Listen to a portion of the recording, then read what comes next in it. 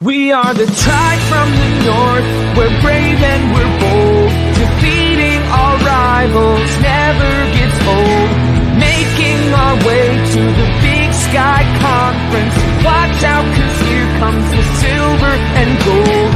Whoa, whoa. This is Tubbs at the Club for the Vandals of Idaho. Welcome back, Tribe from the North, Brave and Bold, to the official, unofficial podcast of your Idaho Vandals and your Vandal affiliate on the Big Sky Podcast Network. I'm your host, Chris Hammond, and joined with me today, I have the best of all time, Alex the Boatman. How are you doing, Alex? Fantastic. I have a question, though. How's my haircut look? Got it today. Brian, I know you commented last time. I want your opinion. I like there's a little bit of a swoop, even though the hair's short, but like I don't know if it's the camera that accentuates that, but you look like you could be the guy who sings our song, Alex. So maybe that's what we'll tell Terry next time she's on. Alex sings it. He moonlight as a kind of punk artist. You can see him in any karaoke bar, pounding Montucky's. Just get us your schedule. Perfect. Yeah, and you just heard from him. That was the Professor Brian Marceau, but we didn't hear how you were doing, Brian. How are you? We're talking about the team that's not my team, so I'm doing great. And running the show from the shadows, producer Dallas. How are we doing? And Dallas Hammer. I am fantastic. So you guys don't know this, but my birthday is Friday, and Idaho gave me the best gift of all, Idaho football. The day after my birthday. Let's go, boys. Well, hold up. We got to touch that. He didn't even talk about his actual best birthday present. COVID gave him Idaho versus Montana State men's basketball Friday. Come on. Yeah. How crazy would it be if we got you a win for your birthday against Montana State, a surging team in the Big Sky basketball rankings? I would shit myself. Terrible way to spend your birthday, but let's see if it can happen. You heard it here first, folks. You heard it here first. And shortly we'll be joined by the Spokesman Review, Eastern Washington Eagles beat reporter Ryan Collingwood. We'll be pulling him in here later once it's about time for him to come on. So that's going to be pretty awesome for us. But guys, I'm just not feeling the energy right now.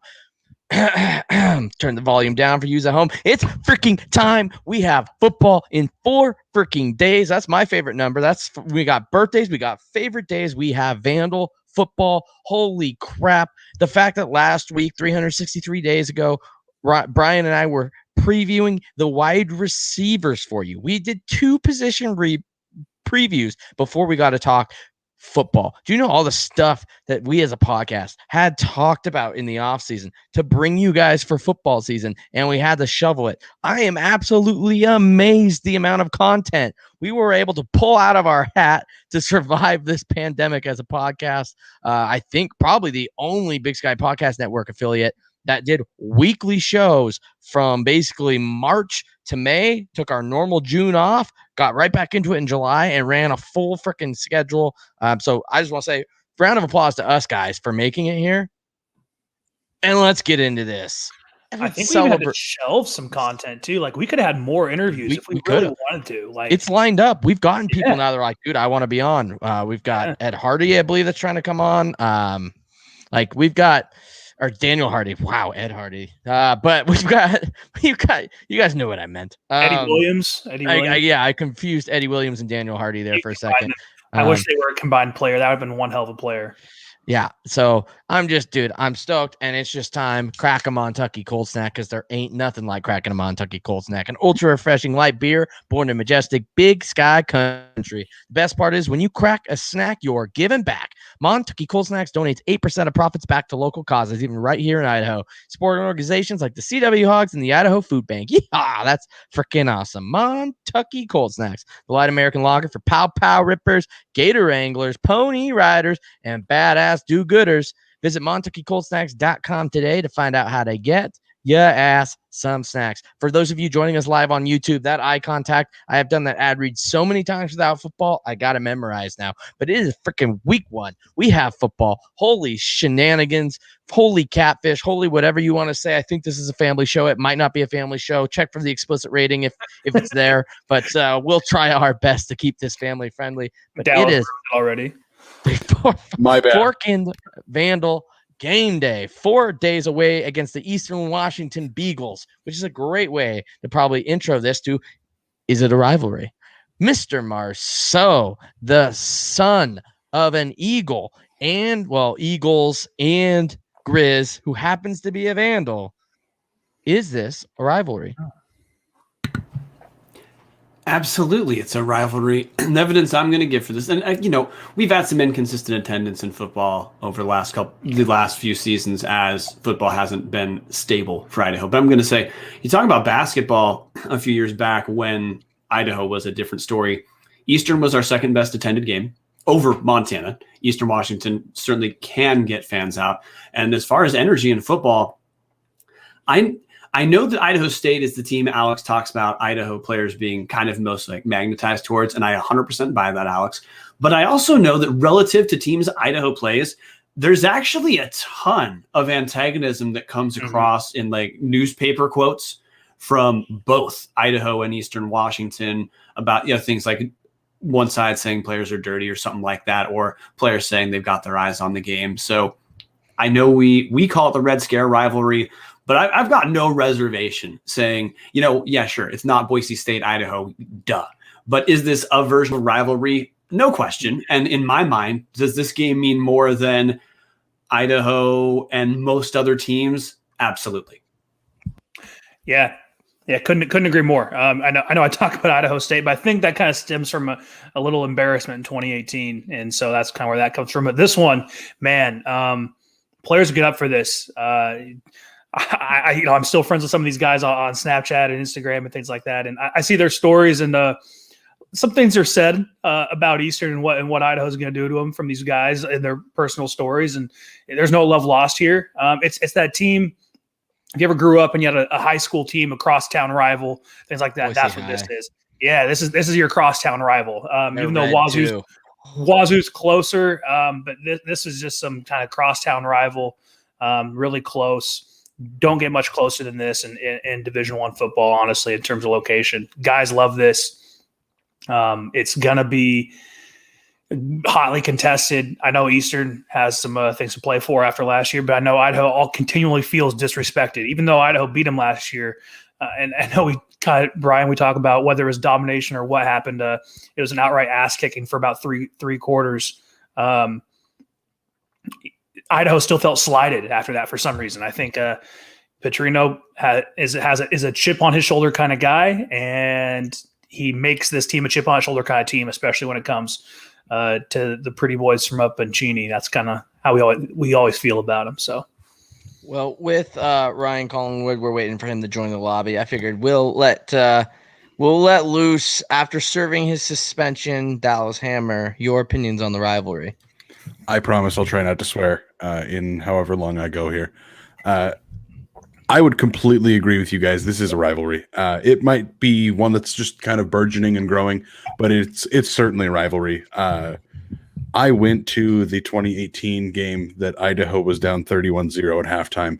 I went there with a good friend of mine. I sat right in the middle of the Eastern cheering section, and I got ragged on for the entire first quarter, and then after that, everybody kind of felt sorry for me. But it was electric. It felt like a rivalry game should. It was good natured, but walking through concessions, I was getting ripped on by every single Eastern fan there. And then obviously beating them in the Dome last year, the fandom has definitely come along. At least to me and my experiences, people are starting to realize, hey, like Alex said, these teams are an hour and a half away. You don't get a whole lot closer than that in college football. And it seems to me from watching these games, the players are kind of believing that too. I think that being down, I think they lost 38-14 after scoring with 26 seconds left or something like that. Getting crushed in 2018, Idaho wanted revenge for that last year. They got it. Playing twice this year is going to be huge for developing rivalry. Just the more you play, the more you're going to start to just hate those guys. Yeah. And, I was on the presser today, and Brianna Green, who's a news person out in the Spokane area, kind of usually covers more Cougs and Eagles. She keep bringing it up. She said her questions were always this rivalry. Talk about Eastern. Talk about this. What's the energy need to be? It's starting to become a rivalry from both sides. And I'll say personally, I'm still not sure where it ranks on terms for me. I feel like since coming back to the Big Sky, maybe it's just the fact that we've had better back and forth with probably Kyler. Lots of fun. The Grizz fan guys are the same, but I feel like Eastern is the team in the Big Sky I definitely root for us to beat the most, which I know historically would be Montana. In my dreams, it would be Montana, but maybe I see the potential of the Eastern game where Eastern doesn't care about Portland State. They're going to be tired of being second fiddle to Montana every year when Montana is going to always hate Montana State more, which is where we're at. We're never going to get back to where Montana hates Idaho more than they hate Montana State. Montana State has gotten to a level now where that is their game, their Super Bowl. We were gone for 25 years, and it flourished in one of the best rivalries in all college football. Can this become what Idaho wished Washington State could have been? Can this be? I know they're not technically the Palouse. They're just right outside of it. But 77 miles separate these two teams. I think the only two teams, there's two matchups closer in the Big Sky. I believe it's Ogden and Pocatello, and Sac State and UC Davis. Otherwise, this is an extremely close matchup. It's going to get heated. And I think the fact that Idaho won last year helps it on the other side. Because this year, I feel way less heated about it than I did after the 2018 result. And I think you see Eastern Washington people having the exact opposite effect, where they're really pissed about how last year went. And so they are excited to take the gridiron again in the same place they got their teeth stomped last year and get a shot at it. Speaking of last year, let's get into last year's result. Ended up being a 35-27 win for the Idaho Vandals. The score is deceiving. Yeah, this score is deceiving. Idaho was up, I believe, 28-7 at one point with like 12 minutes left in the fourth quarter. So it was really we took the brakes off. Paul Petrino classified it in his press conference. He said, I started play calling conservatively. You don't like to hear that from the head coach, obviously, but there's something to be said with the fact that we were not used to playing with that big of a lead, especially against a team we knew could come back against us. This wasn't Western New Mexico State. This wasn't Central Washington. This was the Eastern Washington Eagles that at the time were the number 11 team in the country that came into our house, and we were leading. We definitely let off the horses offensively. We definitely let off the horses defensively and just started sitting back, which let Eric Barrier really take control of this game. Going into halftime, Eric Barrier had 20 yards. 20 yards. We were absolutely rolling. Paul Petrino is on record saying that this is the most he's seen a team click and roll since the 2016 Potato Bowl, which ironically had a very similar ending. Yep. Absolute butt kicking. But when you look at the final score, it doesn't reflect that the same way. And I said it on last year's podcast when it ended. I said, I believe if there was 10 more minutes on that clock, Eastern probably doesn't even take it to overtime. They just straight win the game. The way Idaho came out in the second half was not how they came out in the first half. But either way, they were shocked. You watched the post-game replays with Dylan Ledbetter, and Eric Barrier, and Aaron Best in the Kibbie Dome bowels, and they were just like shell shocked still on their face about what had just hit them in the face. And people remember, this put them at 1-3 going into conference play. This was not how Eastern saw their out-of-conference going. They did not plan to lose to Jacksonville State. They did not plan to lose to Idaho. They planned to beat their D2 team. Now, here they are at 1-3, and they had a very uphill battle, almost salvaged the season to be able to make the playoffs, but a loss against North Dakota probably is the reason they did not make it. The loss against Sac State, and then they ended up losing it out to North Dakota. But all in all, Eastern was still a good team last year. They were 7 wins. In a down year, winning 7 games is something that a lot of schools wish they could have. But all in all, just a huge day on the ground for the Vandals, able to keep Eric Barrier relatively in check, and we'll see if we're able to do it this year. Boatman, what are your takes on the last year's matchup? Yeah, I remember This is one of the only games I was able to go to live last year. And I remember Idaho just came out of the gate. It reminded me exactly of 2016 and where we were up by a lot. You put the coasters on, and even though you say like if there's 10 more minutes we lose, but it's a 60-minute game. It's a 4-quarter game. Petrino probably hasn't called the game that way, if things continue to go on. But offense clicked, defense clicked. Charles Akano lives rent-free in Eric Berrier's head, as he should. I hope they still have nightmares about this game. It was great to see. It was one of the only games where we saw our offense really click last year. Yeah, we didn't even talk about Chuck Akano had, I think, like 8 quarterback hurries last year. Yeah, that's what I'm saying. Like, it was insane. Yeah, he lives rent-free in Eric Berrier's head, and he's going to be seeing number 7 come off the edge a lot. Madam on Saturday in the Kibbie Dome, 3 p.m. Pluto TV SWX. Don't forget that. And our offense was not great last year in terms of its production. We beat our average last year. So I don't know how much that says about our offense being that great or how much it says about Eastern's defense. And they're going to point a lot to they were really hurt this game. They're really hurt. They're really hurt. Everyone's really hurt 4 weeks into the year. Body doesn't take it.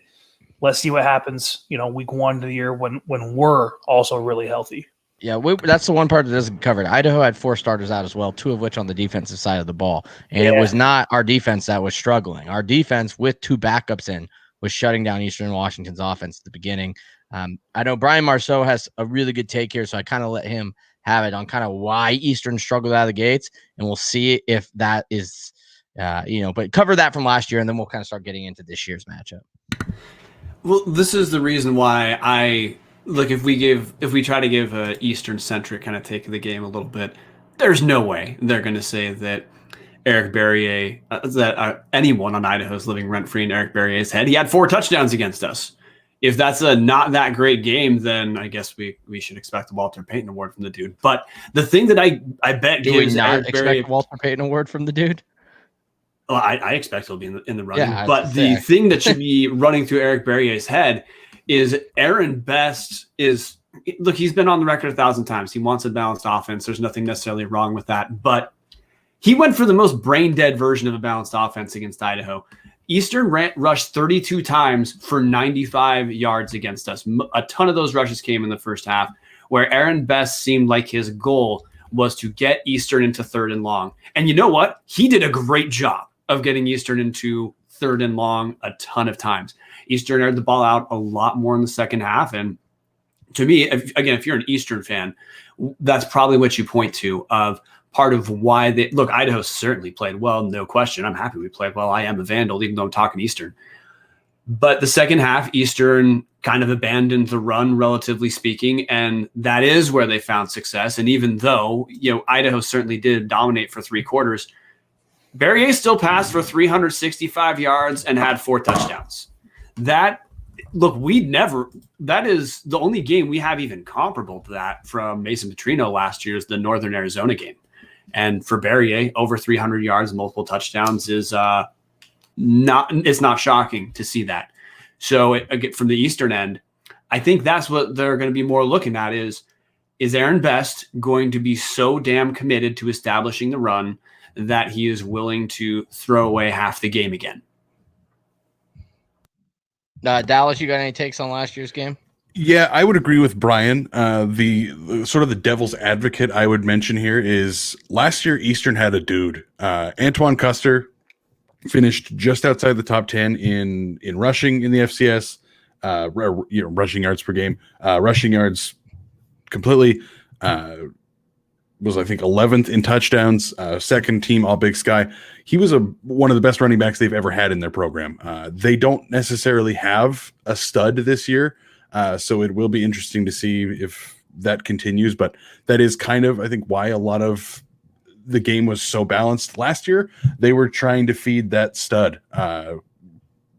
Maybe not the best idea. I think that we all kind of agree that when you have a potential Walter Payton guy at quarterback, probably the most athletic quarterback Eastern's ever had, and they've had some very good quarterbacks, you probably want to throw the ball a little bit more and stop being so balanced. But at the end of the day, their offense was still one of the best in the FCS. So game plan, not great last year, but looking towards the future, I don't know if we can quite expect Aaron Best to make the same mistake twice.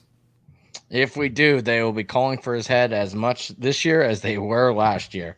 So let's talk. I saw Ryan Collingwood just try to get into the lobby, so I'm assuming he's close, which is the perfect time to talk about Ryan Collingwood. On Twitter today, actually released the 2 deeps for Eastern Washington going into this week. Notable absences: linebacker Sendelbach, who's a captain, also 2 of their top wide receivers in Boston and Edwards, and then they have 10 freshmen that are on the 2 deeps.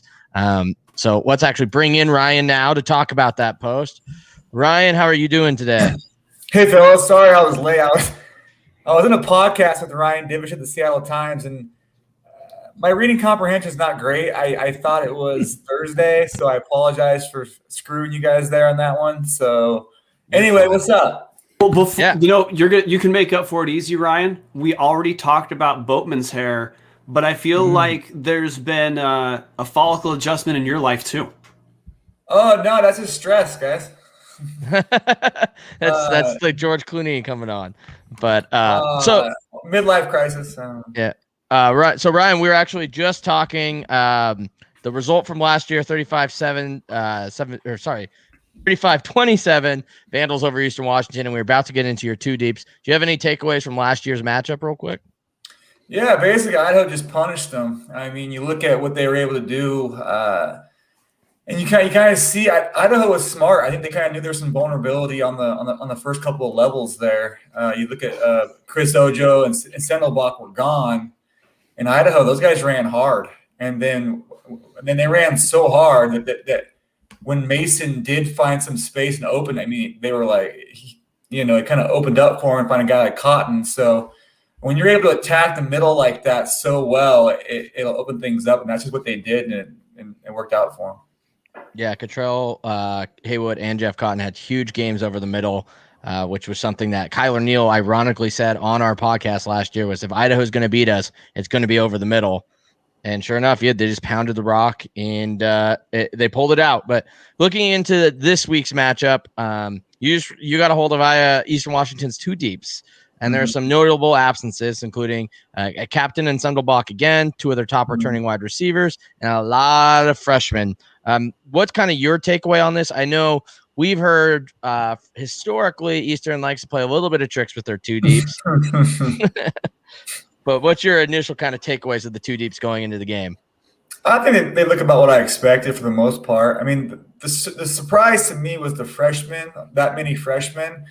But the way Eastern does it with the second guy doesn't surprise me because they'll put a lot of just random guys at the second guy who don't play anyway. But considering all the new faces and all the things they're tinkering with and just what we're going through as far as just how they're approaching this and their attitude about it, nothing's really crazy here. I mean, I think the volume of freshmen, some of those names that were gone, I see Boston, Edwards, and Sendelbach, but who the hell knows what that's all about? It could be nothing at all. I don't know if maybe they got COVID positive. Maybe you never know. The spectrum's endless, really. So, yeah. And I don't really have access to practice like I used to have. So they call it a bubble. They don't want me to pop the bubble, but I don't know what kind of bubble I can pop from about 50 yards away in the freezing ass cold. But I mean, it's one thing to dump, but and we're allowed to be there once a week, every couple of weeks for the warm-ups and stuff. But even then I can't really gauge much. It's just different, so I kind of just chalk it up as a standard 2020-2021 thing where it's just weird and we can just hope it gets some back to normal come fall when things are normal. But like you mentioned, but as far as the 2 deep thing you mentioned here, nothing too insane really. About what the lines about who I expected to be there. Defense, pretty outside the freshmen who I can't gauge. I've never seen them play football before. Pretty normal. I mean, backup quarterback situations, it's always been Gunnar Talkington, but they have guys who are just as good or better, I feel. Yeah. I don't know if that's Trey just like Turner. that's a loyalty to him or what. Running back, let's look at here. Mearet Pierce, that's legit. I thought Dennis Mearet was a guy who started the first 2 games last year for him last year, kind of like more of a scat back type. He started at Washington, and he started the game against the D2 school they smacked. And then he got hurt, and he's back, so I don't know why he's not on there. But Pierce is good, so he'll be a guy. If he's healthy, he'll be good for them. And I appreciate you bringing this up because I was about to scramble trying to find that damn thing. But anyway, yeah. Shoot, we're kind of working our way down here. Limu Jones was a guy last year I thought toward those last few games, and a lot of it had to do with playing just horrible defenses. I mean, you guys saw the teams and the numbers. Those teams are bad on defense, but you can only control you can't control who's guarding you. But he looked good against those teams. And Freddie Roberson was a guy that in flashes he was good. Still, I keep hearing things. I mean, as far as Twitter BS or whatever, I keep hearing things about this Efton Chisholm kid, this true freshman kid. I keep hearing that he's like the second coming of Christ. And by Christ, I mean Cooper Kupp. I keep hearing this. So we'll see, I guess, guys. I don't you know what I mean? I have no idea. I guess we'll know a lot on Sunday, huh? Yeah, that's very true. So the one thing that I took away, being a Vandal and seeing Ty Graham, right? We play Ty Graham as a safety kind of hybrid linebacker role. And we also run a 3-4 defense, which kind of allows you to play a little bit around with the athletic ability of your linebackers. Starting him in what appears to be on this, now I get this is totally going to be scheme, and they are not probably going to stay in a 4-2-5 all game, especially as we covered. Last year, Idaho beat them running the ball at them. There's no way you're going to run a 4-2-5 if 6'1", 240-pound running back Roshan Johnson is getting through the gap, and the guy there to meet him is 6 foot, 205-pound Ty Graham at linebacker. So I think a difference is Chris Ojo being back. That helps. But to me, that just seems like a really weird setup to go. And I don't know if it's just an oversight on the guys releasing it to only provide 2 linebackers and 5 DBs. But to me, that's what stood out is Ty Graham is an extremely athletic dude, but I don't know if I want him there as just one of 2 linebackers. Yeah, I mean they'll use their rover, the guy they have, who's essentially the Ty Graham of the Vandals, basically what he was for them. But Ty, I don't know if you know, Ty's pretty big now. Have you seen him? Pretty big. I mean, he's probably put on 15 pounds since his Vandal days. So that's the 2 deep lie right there at 6 foot 205. Because I saw that, I was like, he's probably like. He'll probably play at 215. He must have the leanest 205 body ever. It must be like single digit body fat if you're doing that. I mean, Chris, real quick though, I'll jump in. So Ty for us, he kind of backed up Caden Ellis at Sam, which is our strong side linebacker. But Ty would also get put in packages if we're going to maybe go to nickel and then play that kind of rover nickel safety hybrid linebacker person. That's a very diluted way, but that's what Ty did. Yeah, that was Ty's spot. But he would also play Sam. If you see Caden would line up at Buck sometimes. And our 3-4 is pretty much just your base. It's a 4-3 with a standing defensive end, which becomes a linebacker, and his name is Charles Akano, and Eastern fans know him well. But Caden would also play Buck sometimes, and Ty would go play Sam. But what's Ty listed at again? 6 foot 205. All right, so if he's listed at that, you might have an opinion on Ty and his size. Ed Hall lined up. I'm taller than Ed. I'm 6'1", so Ed was 6 foot, and Ed on a good day, probably come October, was probably only weighing 210. Doesn't look like it because he's so cut, but Ed never played over 215. Okay. So sometimes speed kills. And real quick comment on Ty, we're an 18. I love that. And if people know why, that was Colin Sather's number at Idaho when he passed away, and that's why Ty wears 18. So that's kind of a little known reason why he wears 18. But yeah, so shout out Ty. I'll be sitting 5 rows behind him, just barking at him the whole game because played 3 years with him. So yeah. Cool. Well, thanks for the story idea. That's a pretty cool note there. Yeah. And Ryan, a follow-up question that Dallas actually talked about earlier. Big question for Eastern is you guys lost Antoine Custer, one of the best running backs in the FCS. Maybe you don't know because how you talked about practices are, but do you expect to see a little bit more split carries this year than we saw last year? Or is Tamarack Pierce, he's listed number 1. Is he going to just step in like Antoine Custer did? No, it's going to be pretty spread out. That's the reason they struggled last year, is that it was so loaded. If you look at the 2018 team, there was like those 3 dudes, or sometimes 4 dudes that got the ball. They spread it out pretty well. This year, if Pierce is healthy, which he looks like he is, Dennis Mearet, he looks healthy. The Pariah kid's serviceable. He runs hard.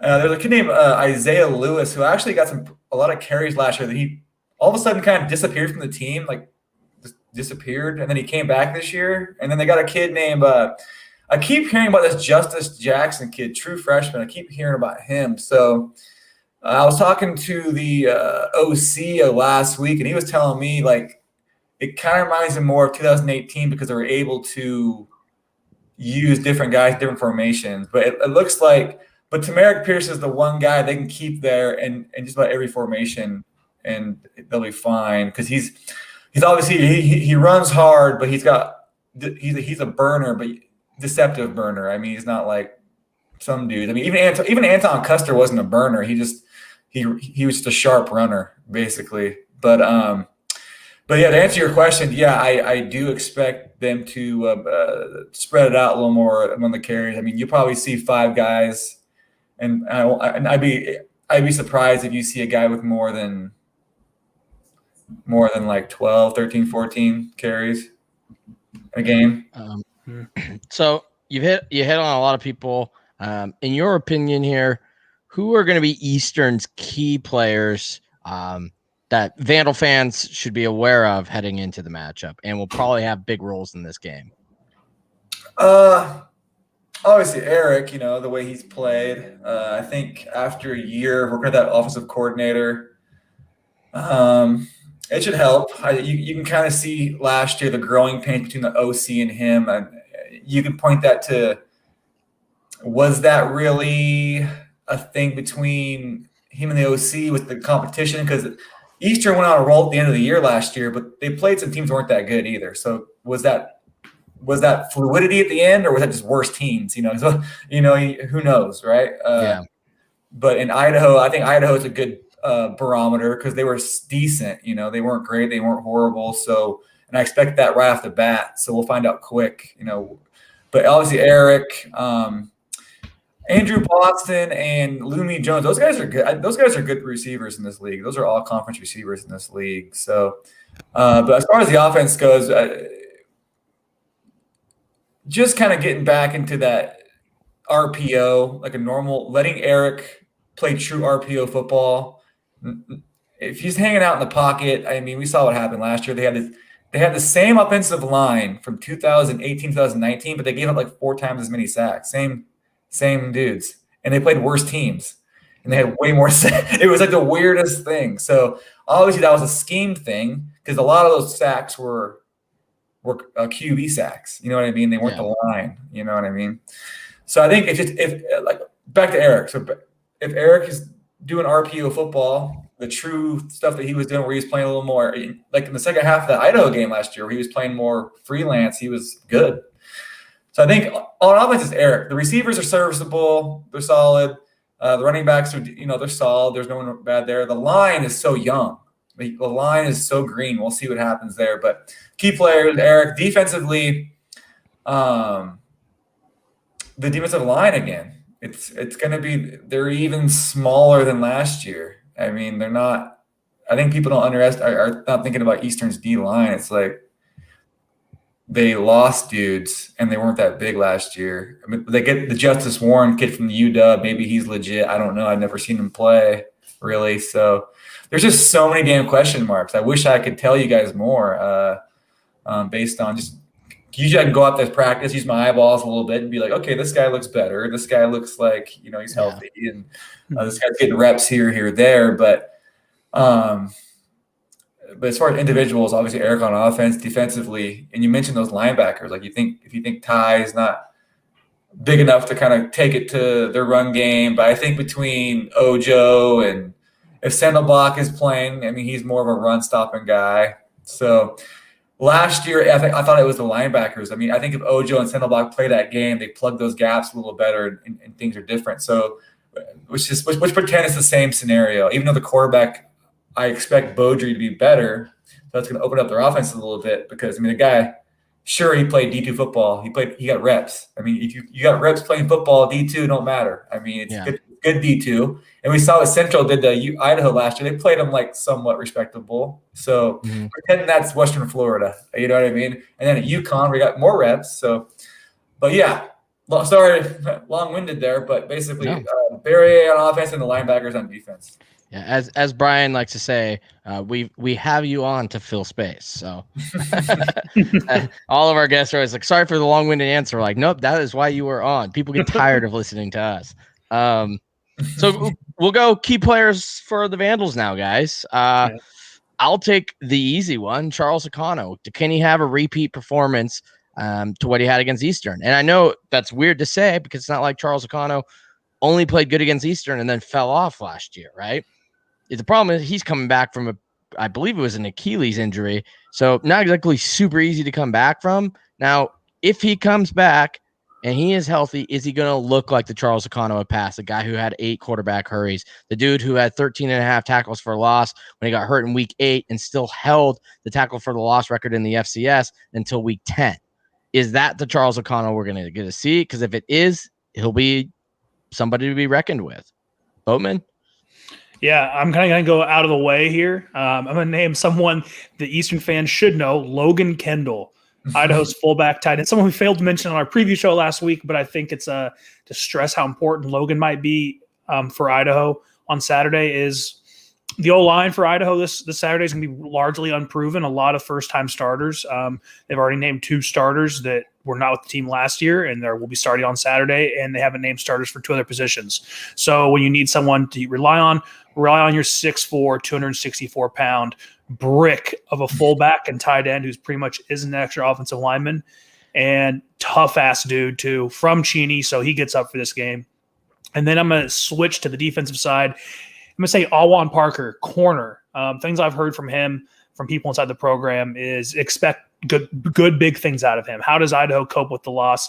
Lloyd Hightower, who was pretty much our entire secondary last year, our entire secondary production, targeted very few times, but then also was like 3rd in the conference in pass breakups, but barely targeted. So how do we replace one of our weaker spots? The depth at secondary, but one name I'm told to look out for, Awan Parker at corner.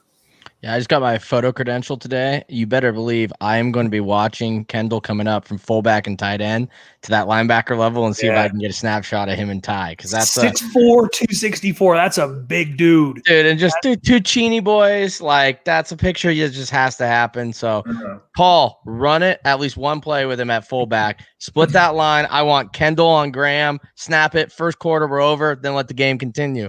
Brian, who are some of your key players to go with, since I guess Boatman went with 2, so I guess we're just naming everybody. I'm going to be real sophisticated, and I'm going to say, dude, the new quarterback. Every team except Eastern Washington has a new starting quarterback for the spring season, and Idaho has a guy who, like Ryan correctly referenced, he got reps at Western Florida. He was a starter at UConn before he went down too, so he certainly has seen the field against D1 athletes and high-end D2. So if you're gonna have a new guy for your team, this is probably as good of a situation as I think there is, other than maybe Weber State, where you just need to not screw it up. And definitely Mason Petrino, we've said this 1,000 times. I'm ecstatic that we've moved on from that era, and I think a million Vandals are.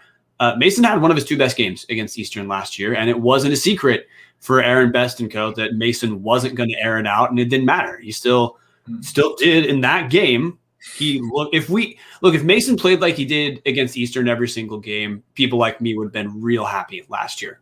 But Beaudry can spread the field. So if we're going to see Idaho's offense a little bit more dynamic, this is maybe a great place for us to look. Ryan already talked about how Eastern's got some pretty big questions on the D line. Maybe that kind of helps us out with our questions on the offensive line. And then just, again, super sophisticated guys. I'm going to talk about running backs for a second. We don't have Andre Carter, but Vandal fans know Roshan Johnson's back. Fingers crossed that, he can stay healthy this year. Nick Romano is back as well. Those two are pretty dang good 1-2 punch. But we also have got guys like Keon Martinez. So in short, I expect we're going to see a pretty spread out workload from the Vandal running backs. But I guess that's what I'm paying. That's what I'm paying attention, man. The new era at quarterback and how really I think running back is going to be interesting to see how we spread the reps out, because that's one of the brain dead positions that you really would probably be concerned about injuries for heading into the fall season not too long from now. Yeah, and just to put it in perspective, since we just talked about it, Mason Petrino ended with a higher quarterback rating, a higher completion percentage, and also accounted for 3 touchdowns to 1 turnover, when Eric Berry accounted for 4 and 1 turnover. So when we talk about Eric Berry and we talk about Mason Petrino having one of his best games, he absolutely played on par with Eric Berry in that. Now, Eric Berry ended up throwing for 300 plus, almost 400 yards. But yeah, it's when we talk about Mason Petrino last year, there was a hot minute where we were like, is this what we are going to get the rest of the season? Because Mason Petrino had arguably better than, I know NAU statistically was better. Mason Petrino played a better game against Eastern Washington last year. Ryan, any key players for Idaho you can think of that you want to let the listeners know about? I think Bodie's a good one, just because Eastern's corners last year got torched a lot. I mean, they were getting better as the year went on. So they're still relatively young. To me, they're still not proven. And I think if a guy like Beaudry can sit and just shred. And Idaho's got experienced receivers still, so I think he'll be key. I mean, if Beaudry has the confidence right out of the gate, first game with the Vandals, to start just flinging it on those guys, that could be a big deal for Idaho. And then your linebackers are legit. So, I mean, shoot, Walker, freaking Ellison, yeah, Kono, those guys are no joke. That's my favorite name to say now. Bye. Yeah, I mean, I love those you guys have 3. That's the best. That's the best group of linebackers in the league as far as just on paper what they've done collectively. Yeah. I mean, you could argue a Weber group or an Eastern group or something like this, but as far as just what they've done, and I mean, you can't really go against that group for Idaho. Yeah. All right. Moving on to keys to the game. We're going to go around the circle. Everybody will give one. Eastern Washington, as the expert Ryan, will export more so than us for sure. Not these days. Yeah. From the limited bit of practice you've been able to see in the 400 days since they've last taken the field, in your opinion, what are the keys to the games for the Eastern Washington Eagles? I think turnovers. I mean, typically, that's a lazy ass answer, but the way in the games they got smoked last year, or struggled, they would have 2 quarters, or they played just one really bad quarter where it was like, holy crap, these guys were ranked in the top FCS top 25. Like, wow, these guys are terrible. But then the other 3, they played okay. But probably turnovers. Barry, there's times where Eric looks like, second coming of Jesus, and then there's days where he disappears, throws it in the dirt, and you're like, what? Like, this is the guy we've been talking about? Like, wow. But growing pains. I think last year was an adjustment for him. Obviously, the guy's a talent. So I'll keep it simple and safe, and just do what coaches do to us when we ask questions when they're lazy. I'll say turnovers. And then man. Yeah, it's funny how you can flip it on them sometimes, huh? Right. Yeah, exactly. but then defensively, pressure. I mean, they gotta be in that. Teams against them last year kind of just could do whatever they wanted, almost. Like, I mean, there were times where, they had good football players in the defensive line. They just weren't big, And that Keith Moore guy was their best defensive tackle, by far, best defensive tackle they had. He's gone. So they're going to plug in some other dudes. And this Justice Warren guy, we'll see. They got a guy named Miss Johnson. He's good. But if they can I mean, Beaudry hasn't played a snap in a minute. You know what I mean? The guy's been hurt a lot. So if they can get in his head quick and just, breathe down his throat, he might be a little timid, but, or they let him just shred him and have a, repeat of the 2019 season for Eastern.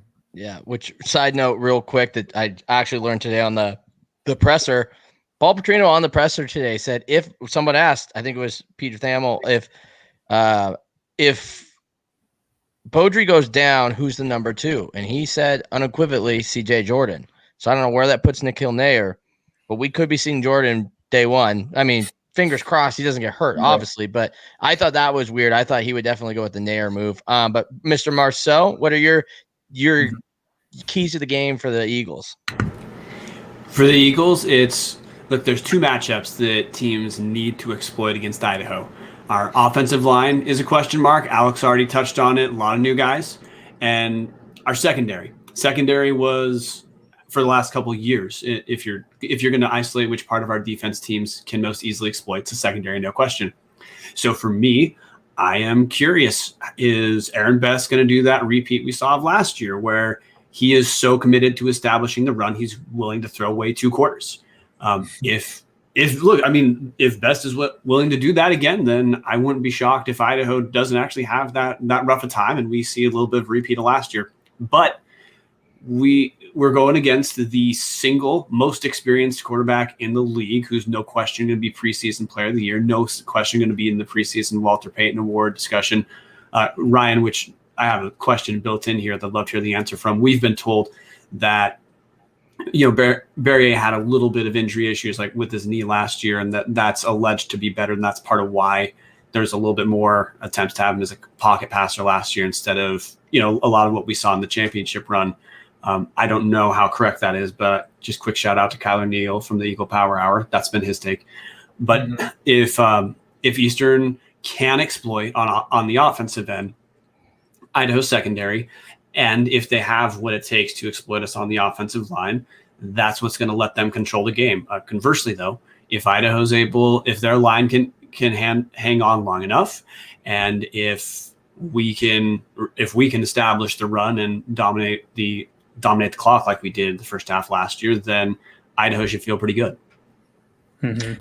Yeah, the injury thing, that was a thing. I mean, that football season seems like 10 years ago, dude. It seems like it's right. It's basically 2 seasons ago. There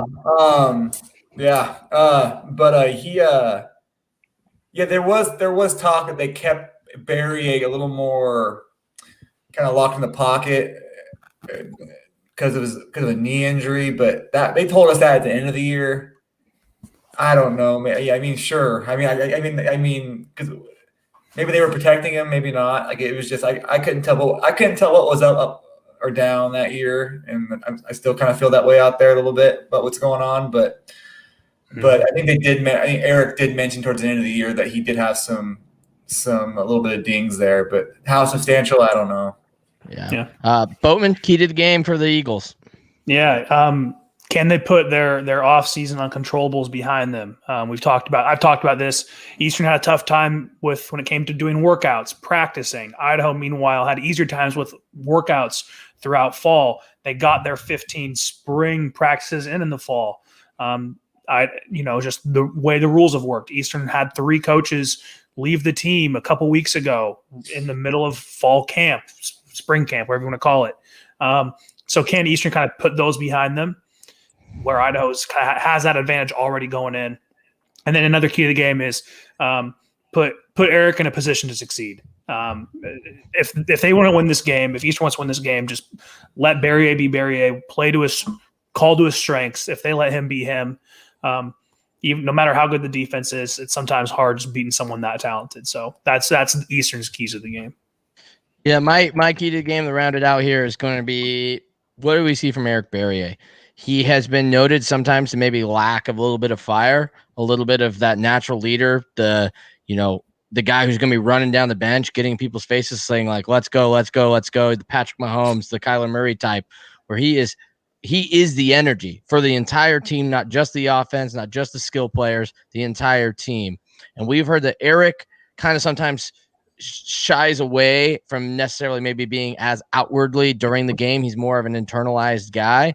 I want to know, is Eric Barrier going to be able to come out here and be pissed off about what happened to him last year and that he had to basically almost let it come back in 2 quarters?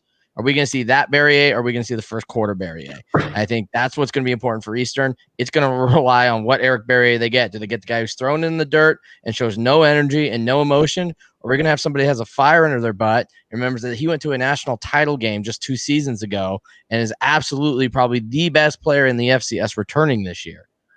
Who are we going to get? Yeah, it's kind of like, did you guys watch Jacksonville State? I mean, you probably not, but did you guys? No, I did. I had that on and the Idaho-Wyoming game, so that was that's hardcore, crazy, bro. That's hardcore. I'm saying that basically, I mean, you saw those first 3 quarters. He looked like the Heisman trophy. Like they should have bumped him up to the Heisman and FBS those first 3 quarters, and then it fell apart. The humidity or whatever. They had 12 yards of offense in the 4th quarter. Yeah, 12 yards of offense. It was crazy. And I think last year what happened was it took halftime for him to really like come back, reassess, and come out a different person. I'm not sure if he has that ability to, on his own, between offensive drives, be able to find that spark. Because I think you brought it up in the 4th quarter against Jacksonville State. He just a drive did not look like he had it. Like that whole 4th quarter, he did not have one bad drive and then came back from it. He had a bad drive that just compounded to the point where they lost, and they were up big at one point in that game, and it just slipped away from them. And I don't know. That's what I'm curious to see out of Eric Barrier. Switching keys of the game to Idaho, it's the complete opposite for me. And once again, I'm going to be the emotional pull here. How does Idaho handle not necessarily having the same chip on their shoulder that they had last year? Yes, they still have a chance to upset a top 12 team, but they're not coming off just getting kicked in the teeth in 2018. They're coming off feeling high. Like, we took care of these guys last year. We did it good. We were down 4 starters. Like, how are they going to handle it? Are they going to allow Eastern to come and just punch them in the face early? Because if they do, I have faith in this team, but I don't know with how many new faces we have on offense if we're going to be able to respond well enough. I don't know if we have an Eastern in us, then the second half can come out and be able to put enough points on the board to make it close. I think if Eastern gets out to a 28-zip lead on us, it's not going to be like last year's game where Eastern came back. Expect this game to end very poorly for Idaho, something like 50-14. Like, I don't think if we get punched in the face, we're going to have the same mentality. So we need to come out the gates like we did last year, that we are the Kings, we want this game, and we're more ready than they are. I just hope they don't ride on their laurels about what happened last year and let that get to their head where Eastern has that chip on their shoulder coming into this year's game and they take it to us, because I'm not sure we'll respond. So I need the immediate emotion out of Idaho. Do they come out with a fire? Boatman? Yeah, you kind of took one of mine, but in the sense that Idaho needs to play pissed off. They need to take on the persona of Paul Petrino. I know exactly what his pregame speech is going to be. He's going to be pissed off. He's going to want to fight someone. He's going to talk about, you haven't got to play football in over a year. I know I'm pissed off. I know you're tired of hitting each other. I know you want to hit someone else. Let's go hit someone. Put him in the dirt. That's in a few 4-letter words thrown in there too. That's what he'll hear from a Petrino pregame in the team room. But Idaho needs to play pissed off, and I think this team actually has a good balance of confidence, but also still feeling like with a chip on their shoulder. You know, they're getting some praises, but also they're being told, sorry, you're still not as good as Eastern. Hey, you beat Eastern last year, but sorry, they're still a touchdown favorite than you this weekend in the Dome where you have fans and they don't. Sorry, Idaho, you're still a touchdown dog. By the way, the line is 6 points from Vegas. I had to go check. I was curious. Over under 62.5. So do with that as you will. But another key to the game, it starts and ends up front. Idaho controls the line of scrimmage. They win this game. I mean, in controlling the line of scrimmage, Matt is determined by how pissed off you are. Idaho plays physical. They use their body size advantage. They use their defense in front advantage. They're going to win this game. So if they play pissed off and they control the line of scrimmage, yeah, Vandals. That's how they win this game. Marcel? First is the Idaho offense that everyone expects to be more dynamic with Bodrines. That again, we're finally out of the era.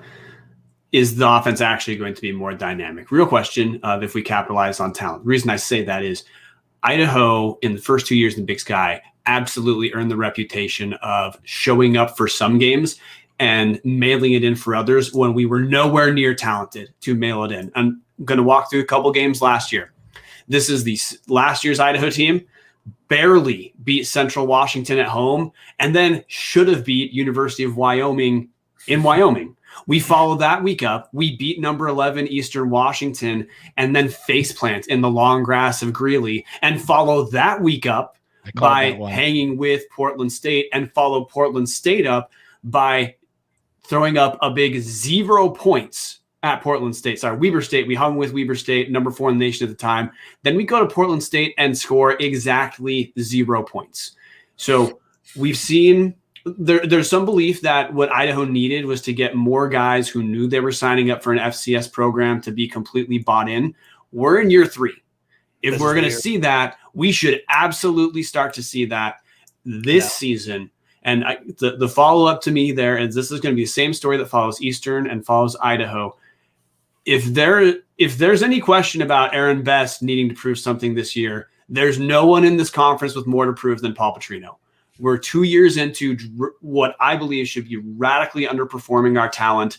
We have a ton of returners, including the easily best linebacking core in the league. We have strong running backs, and we finally have a quarterback. He's got to do something with that talent. Ryan? Making me predict the game? Just the Vandal key to the game. Oh, okay. No, sorry, I got a little sidetracked there. I think it's like what Boatman mentioned there. It's up front. I mean, you look at the offensive lines. I mean, the both lines. The Eastern's lines are both unproven, and they're both. They got a lot kind of on their shoulders, I think, and I think this would be a good game to kind of a good barometer game for them because Idaho's got some youth, some spots up front, but Eastern traditionally actually done pretty well when they've had. If you look at not that history means much in these scenarios, but if you want to be a sports journalist referencing crap from the past, but you look at the 2016 Eastern offensive line was like all freshmen and sophomores, and they passed for 1 million yards that year. So obviously different scheme, different players, but I just think that their offensive line, defensive line is gonna dictate. They have talent. They have proven talent on the edges. They got proven talent as skills players, some good linebackers, some good safeties. So let's see how good those big guys are. And if they're not good, we could be seeing 2019 all over again. So we don't require score predictions. But if you do score predictions, we're taking score predictions now. I used to do that. Everyone got kind of pissed when I picked against their team, and I'm like, it was kind of a zero-sum game for me after a minute. So I was like, yeah, I'll just go I'll be an objective journalist and not make predictions. But I really don't know. I mean, Eastern on paper, on that, they got the dudes. They have, Barrier and those receivers and Mearet Pierce and Ojo. I mean, those are some legitimate talents. But it's going to be a matter of those question marks. I mean, how good are they? Are they serviceable? We'll see. But I could see it being like a 35-28 game for sure. I mean, I'll have to go with Eastern just because Barrier, he's been there, done that. They lost down there. There's the whole motivation thing. But it would not surprise me if Idaho just came here and ran for 300 on them. Like I have no idea. I don't know what to expect. I don't know if you guys feel the same way, where you kind of we usually could put our thumb on it, our finger on the pulse, and be like, I think it's gonna. But right now, it's like if anything could happen Saturday, I'd be like, that sounds. You've got a rivalry game paired with week 1, paired with no football in 400 days. Like you brought it up. Like, no, we have no idea what tomorrow is going to look or Saturday is going to look like. Brian, what's your score prediction? I'm going to hang with my prediction last week that Eastern's going to handle this one. I'm saying 38-31 Eagles. Boatman? 28-24 Idaho in a we run the ball kind of game and hold on to the clock. Yeah, and I'm going to be the objective person here. On the betting line, Eastern's favored by 6, correct, Boatman? 6, 5.5 some places, but yeah. Either way, I don't ever put money on my team, so I won't do it. And I don't want to lose anybody their money, but that spread looks pretty freaking delicious right now if I was a gambling guy. My score is 35-21 Idaho. I actually think this defense has barely lost anybody. Anybody that they have lost is in the secondary, which we admit was the biggest weak point last year when we brought in a lot of talent to shore it up. I think this defense is going to be better. I know this is a different opinion for most people in the fact that they think Eric Berry is just going to absolutely shred this defense somehow, some way. But I actually think this defense holds strong, and I actually think they might have a defensive touchdown. I think Idaho's offense doesn't look necessarily great in this game. Producer Dallas, let's get a score prediction from you.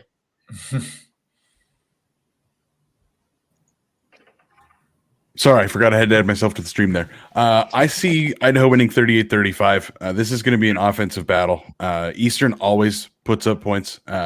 Throughout Best's tenure, they've finished in the top 15 in points per game across the whole FCS, with 3rd and 2nd in the last 2 years. I mean, they've even had Jordan West was a nice kid. Jordan West put up numbers for Eastern when he played. They're going to score points. They're always going to score points. I do think Mike Beaudry is going to play considerably better than Mason Petrino ever did. And the Idaho offense is going to look completely different than it has the last few years. But I've got Idaho winning at 38-35. All right. That was Around the Bar, brought to you by Hughes River Expeditions. If you're looking for a great all-inclusive week-long vacation, don't look past your backyard. Venture into the largest protected wilderness in the continental United States, located right here in the gem state, or the great state of Idaho. Enjoy a multi-day trip down the Middle Fork of the Salmon, the main salmon river of no return, the Salmon River Canyons, and you can even check out the special trips like they have to see the Perside meteor shower, camp on pristine beaches, run amazing whitewater, hike scenic trails, spot wildlife, soak in beautiful natural hot springs, take in history along the river, and fish some of the remote stretches of river in the country. Just bring your clothes and let HRV handle everything else. Hughes River Expeditions has been Vandal owned and operated since 1976 and ready to take you on the vacation of a lifetime. What are you waiting for? Find out what it's like to grab a paddle, catch dinner, ride the bull all throughout the Gem State. Call them now at 800-262-1882 or check them out at hughesriver.com. Brian, for those of you that don't watch the basketball podcast, now has me in my own head, man. Some illegal activities were happening in his last ad read of that. Corner stool takes. This is your just outlandish take. Brian Marceau, usually Mr. Sound. What is your outlandish take for this game? Dude, full disclosure, my least favorite segment. But my outlandish take is Aaron Best sees the light we've been talking about for a year now and just says, hey, balance will matter in another game. We'll have a different game like North Dakota last year where we can run it 16,000 times. He accepts what happened last year, and we see an old school Aaron out affair for the entire game. Bowman? This is one of Idaho's best 3 teams in the last 20 years. That is my take here so far. I've been a Vandal fan since I was born in 1995. I remember a lot of these teams. Hard to find a team this complete. Last time you go back to 16-17, where probably those teams were pretty complete. 09, really complete. That outside of that, high hopes for the year. And also Mike Beaudry throws. Man, how many yards people can throw for in 6 games? What was that, like 2,000? I'm going to say 2,000 yards in 6 games. That seems like a pretty big number. So we'll yes, it does. Ryan, you got any absurd stat? I mean, you kind of dropped one earlier with like possibly Idaho having 300 yards rushing, but we can count that if you want. No, that was just the spectrum of how things could go. But To be honest with you guys, I feel like I'm letting you guys down. I've been so in basketball. Today I was starting to get back in football mode a little bit. You know, it's just a weird time. So I feel like I'm effing you guys a little bit. So maybe next time down the road, you'll get me when I'm in football mode where I know what the hell's going on. Because right now, I think out of us five, I know the least, I feel like. So. Week 6, luckily, we have another matchup real soon. Oh, wait, Ryan, you came to talk Idaho basketball. That's why we got you. Yeah. Oh, we scheduled you on the wrong show. Oh, I thought we were talking about Zach Kloss's extension. All right. That was Those a words corner hurt stool me. take. That was a great corner stool take. My corner. I got my hair. He's my hero. That's why I dyed my hair like him. I wanted to be like Zach Kloss. Now you just need to get an oversized suit. Oh, like a talking head suit. Man. Yeah, that guy does not have fitted suits. Wait, he got a pay raise and still doesn't have a fitted Ryan, suit. how's your 15 to 18 foot contested jump shot? Right now, horrible. We'll sign you up. I mean, it was never good, but it's really bad now. I mean, yeah. You have to ask Kootenai or something back in high school or something. Brian just had to ruin the football pod with bringing up what is happening in Memorial Gym. My corner stool take was I'm just happy I snuck in corner stool takes because I know Brian had no clue that I was bringing these back. So corner stool take, you're welcome, Brian. Watching the TV, we're going to pick the rest of the Big Sky. We said screw it to the FCS, especially in the spring season. If you really missed the FCS segment, we'll bring it back, but I don't think anybody will. Luckily, there's just 2 other games this week. Weber State at Idaho State. I'm taking Weber. Boatman? I'm picking against the spread. This is too hard. It's too easy to pick straight up. Weber, 19.5-point favorites. Give me all 20 of those points against the Bengals. Brian Boatman making his easy pick difficult because now I'm going to hold you for the spread instead of just the win. But money lines only here, but you can take a spread. Dallas. Absolutely taking Weber. Not a chance that I would go anywhere near Idaho State. Marcel? Landed 3 scores. The only intrigue in this game, by the way, Weber State, is we don't know who Weber State's going to start at quarterback yet, so that's interesting. And though Idaho State's going to get killed, we're curious if we see competence out of Tyler Vanderwall that we didn't see out of Matt Struck, meaning will Idaho State continue to throw touchdowns to the other team at an unseen rate? I don't know, but I do know Weber's going to win. Ryan? Weber's look good. I've been kind of on there, cheerleader is the right word, but I've been a person who's always kind of been like, they're a good program. I like how they play the game. They're physical. I like when they play Eastern, because Eastern's got some dudes. They got athletes, and they got to play this contrasting style of physicality versus spread and stuff. And it's fun to watch. And that's why I was kind of pissed off that the Eastern didn't get to play Weber, because I really wanted to see Eastern play them, when they have a quarterback in there who's got some experience. Because last time Eastern played Weber, they had Barrier, who he was just thrown in there, and that was just tough for a new quarterback. But as far as Weber, Idaho State, good coach. Coach Fennessy is a good coach, and they upgraded at quarterback with that Wyoming transfer. But Weber, they are legit top 5. I think with the new quarterback they got, the Middle Tennessee State guy, they could be in a position to make that next move as a program, I think. Okay.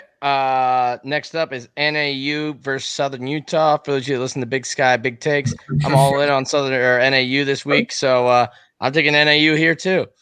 Boatman?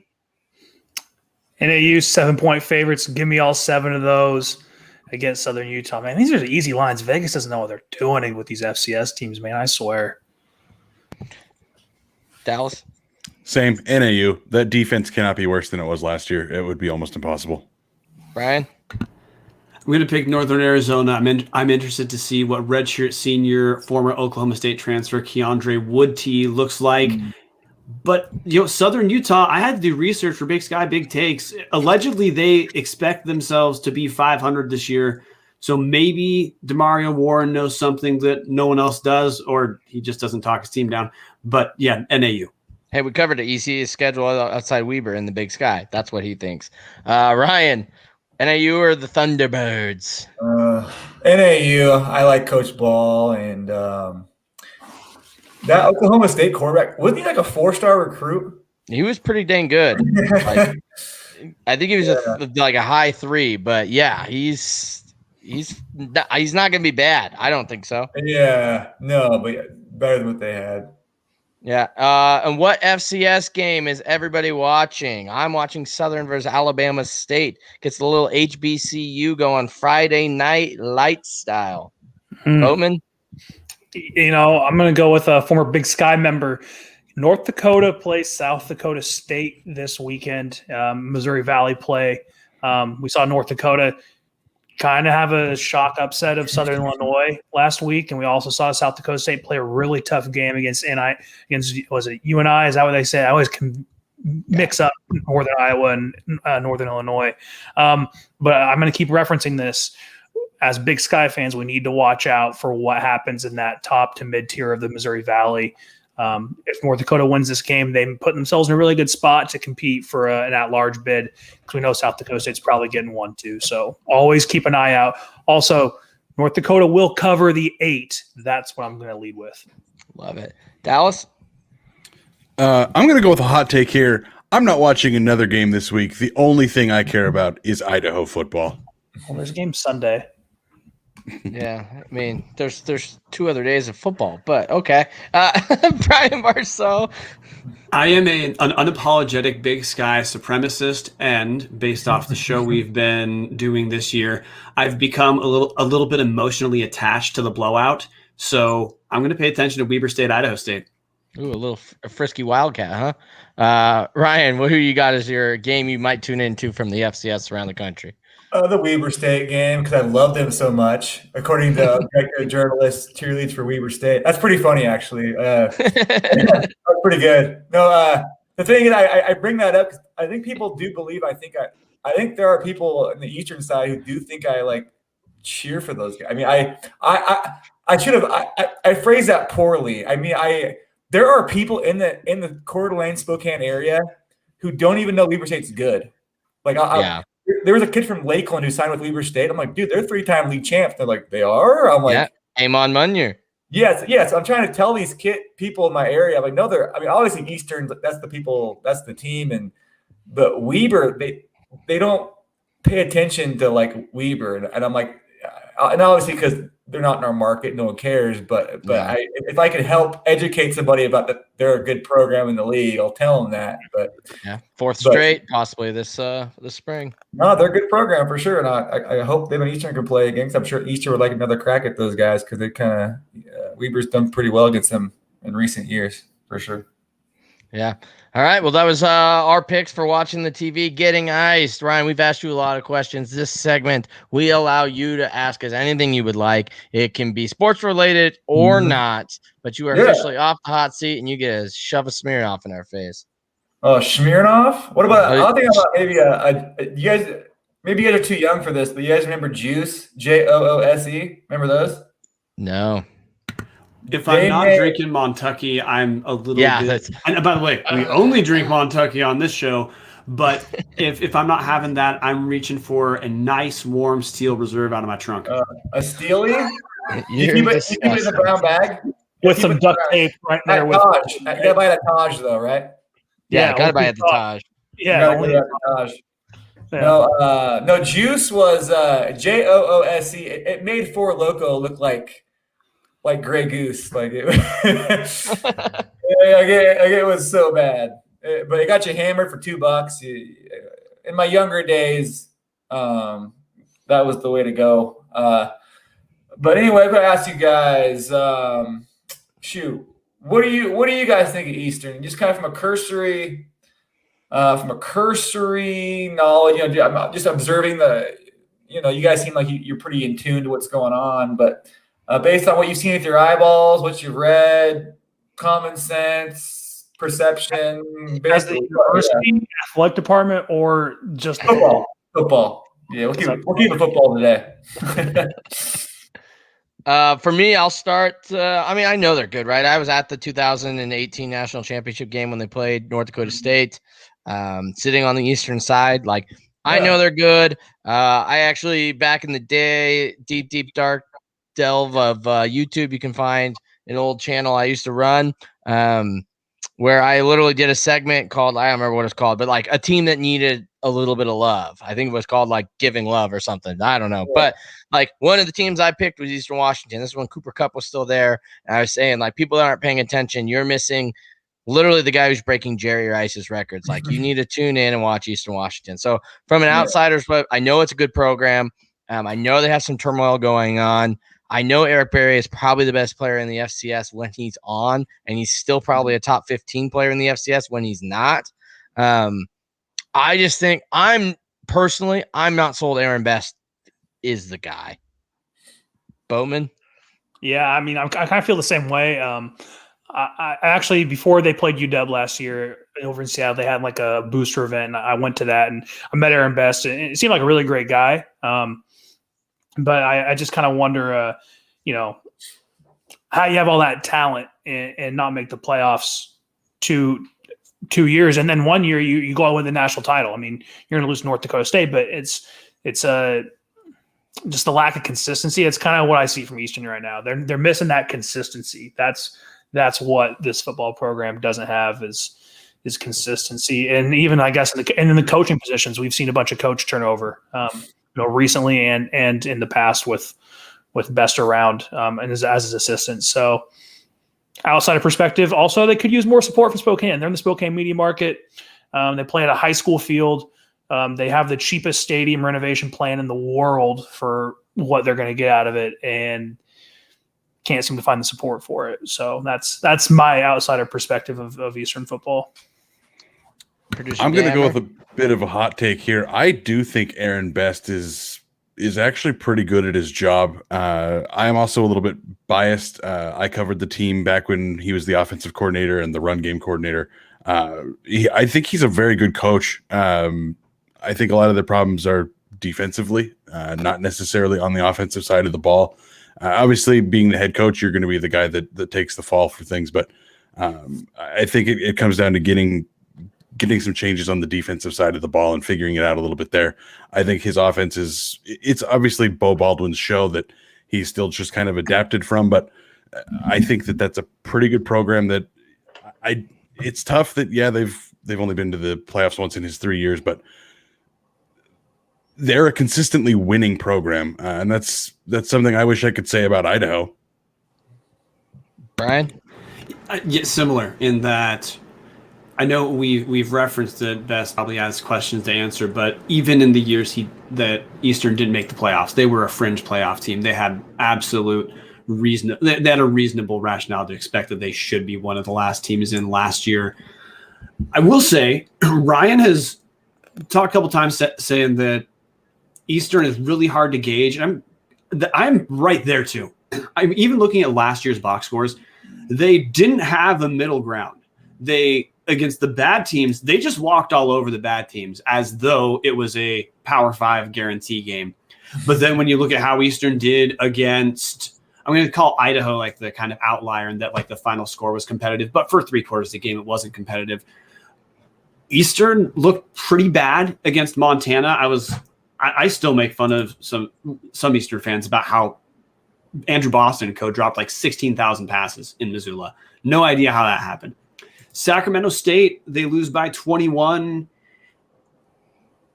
That was another game where it wasn't particularly competitive. And when you look at when Eastern played the bottom of the conference, and we say bottom of the conference, like 5 teams tied for last place last year, Eastern just dominated a ton of those games. So I'm really curious about, I don't know how to read this team and whether it's that, it's the shell of Bo Baldwin's program that's going to find a new plateau, not as good as they were the last decade, but still pretty good, or whether what we saw is a couple weird breaks on 2 years sandwiched with a championship run makes us look a little bit too critically at the program. But the last question, last thing that I will always think of, we talk about Eastern sports. I don't know what else they're supposed to do to fundraise. They've been incredibly good in basketball. They look fantastic in basketball. Like they actually could compete first round right now for a potential upset. Football, again, we touched on it. Their down years are years that if Idaho had those down years the last 2 years, we'd be talking about how we had a successful transition. but still they have like 5.5 million of that stadium renovation raised, and 5 million of it came from one guy. I don't know what else they're supposed to do. I know, Brian. There's a fundraiser on this podcast who's currently unemployed. That's the trick right there. We took one of theirs, and Matt Martin. Maybe they take one of ours. Are you allowed to still be on the podcast if you take that job? Hey, I am really good, moral and professional. I am really good friends with their associate AD Devon Thomas. So he used to work at Idaho back in the day. So how can I not be? There we go. So there we go. We got ice. That's our opinions on Eastern Washington from the 77-mile view. New segment to the show. Now that we don't have TJ's Wing Corner, we're gonna have a fun little segment called "Bringing the Hammer Down." Dallas Hammer. You get 30 seconds to 90 seconds, time permitted. So keep it closer to 30 to rant about whatever you want from this episode or whatever. I don't think we focused quite highly enough on the fact that Mike Beaudry is going to be the quarterback and Mason Petrino is not, and that is enough reason for all of us to celebrate and all of us to get absolutely shithoused this weekend. Excuse me, absolutely drunk this weekend. That's more PC. I think that is a huge reason to celebrate. I'm trotting that dead horse out one last time. This game is going to be a completely different Idaho team than we've seen over the last 2 years, and I, for one, am ecstatic about it. I just love how we've put in the quarterback situation, the FCS thing to bed 8 times a piece, and yet somebody still opens the barn door, baby, and brings that thing out every stinking time. Anyways, closing the bar. That was tough to the club. It was a little long, but we have football back, and we're pretty freaking excited about it, as you can probably tell. Ryan, we want to thank you for coming on. How can the people find you, or the best ways to? I'm on 4th Street, downtown Coeur d'Alene.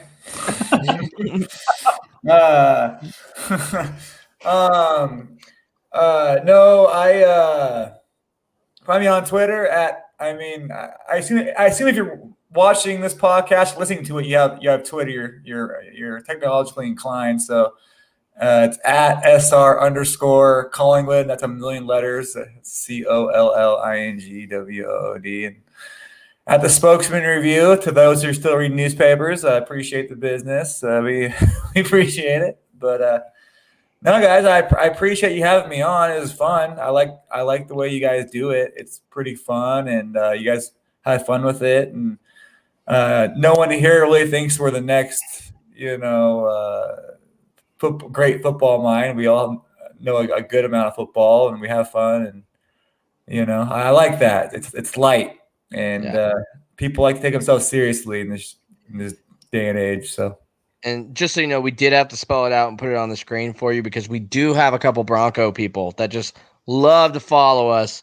And unfortunately, basic English lit is not something they teach at Boise State. So that's a master's program. Yeah, it's a master's program. Riverside Tech at its finest. You can find me at Chris_P_Ham. You can find the 2 last namers at Boatman Alex at Hammer Dallas. And last but not least, the professor at Brian Marceau. That's MARCEAU.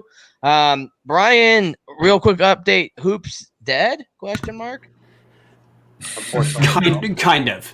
So we're obviously going to prioritize football because the games are Saturday. It's going to be essentially impossible to record 2 instant reaction shows.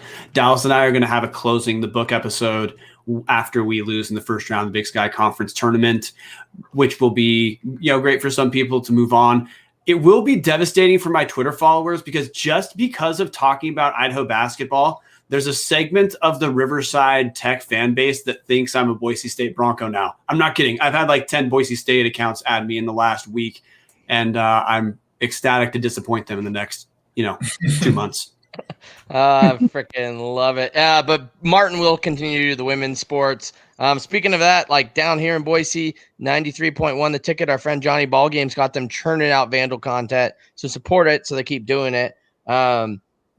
We will be next week. We'll be previewing UC Davis. They're going to be shorter than this one because we're only doing previews going forward. Because live after the game, about an hour from the Corner Club, come have a socially distant tub from, a few of us. Not everybody will be there. We'll be doing a live reaction show to the Eastern Washington game. So come on by, grab a Montucky, grab a tub. We can't wait to share, hopefully, a Vandal victory with you guys or drink away our sorrows over a Vandal loss. But with that, it is time for the best band in all the land, the Sound of Idaho, to play us out. Go Vandals.